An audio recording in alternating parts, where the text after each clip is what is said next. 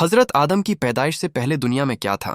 اس بارے میں اسلامی تعلیمات، قرآن مجید اور احادیث کی روشنی میں علماء نے مختلف پہلوؤں سے گفتگو کی ہے۔ قرآن کے مطابق اللہ تعالی نے کائنات اور زمین کو حضرت آدم کی تخلیق سے بہت پہلے پیدا فرمایا تھا۔ زمین ابتدا میں ایک خام اور غیر منظم حالت میں تھی، پھر اللہ تعالی نے اس میں پہاڑ، دریا، سمندر اور نباتات پیدا کیے۔ سورہ بقرہ میں جب اللہ تعالی فرشتوں سے فرماتے ہیں کہ وہ زمین میں اپنا خلیفہ بنانے والے ہیں، تو فرشتے عرض کرتے ہیں کہ کیا آپ وہاں ایسی مخلوق پیدا کریں گے جو فساد پھیلائے اور خونریزی کرے؟ مفسرین اس آیت سے یہ نتیجہ نکالتے ہیں کہ حضرت آدم سے پہلے بھی زمین پر کسی نہ کسی قسم کی مخلوق موجود تھی جس نے فساد کیا تھا، اسی لیے فرشتوں نے ایسا سوال کیا۔ اسلامی روایات میں عام طور پر یہ بیان ملتا ہے کہ حضرت آدم سے پہلے زمین پر جنات آباد تھے۔ اللہ تعالی نے جنات کو آگ سے پیدا کیا تھا اور انہیں زمین میں رہنے اور زندگی گزارنے کا موقع دیا تھا۔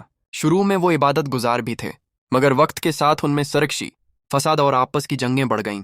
بعض روایات کے مطابق انہوں نے زمین میں خونریزی اور تباہی پھیلائی، جس کے بعد اللہ تعالی نے فرشتوں کے ذریعے ان میں سے بہت سے جنات کو ختم کروا دیا یا انہیں زمین کے دور دراز علاقوں اور جزائر میں منتشر کر دیا۔ اسی پس منظر کی وجہ سے فرشتوں نے حضرت آدم کی تخلیق کے اعلان پر فساد اور خونریزی کا ذکر کیا۔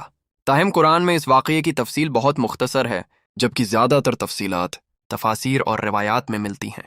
بعض مفسرین اور علماء یہ بھی بیان کرتے ہیں کہ حضرت آدم کی تخلیق دراصل زمین پر ایک نئی نوع مخلوق یعنی انسان کے آغاز کا مرحلہ تھا، جسے اللہ تعالی نے عقل، ارادہ اور اخلاقی ذمہ داری کے ساتھ پیدا کیا۔ آدم کو مٹی سے بنایا گیا اور ان میں اللہ نے اپنی روح پھونکی، پھر انہیں علم اسماء سکھایا اور فرشتوں کے سامنے ان کی فضیلت ظاہر کی۔ اس طرح حضرت آدم کی تخلیق نہ صرف انسانی تاریخ کی ابتدا ہے، بلکہ زمین پر اللہ کی نمائندگی یعنی خلافت کا بھی آغاز ہے۔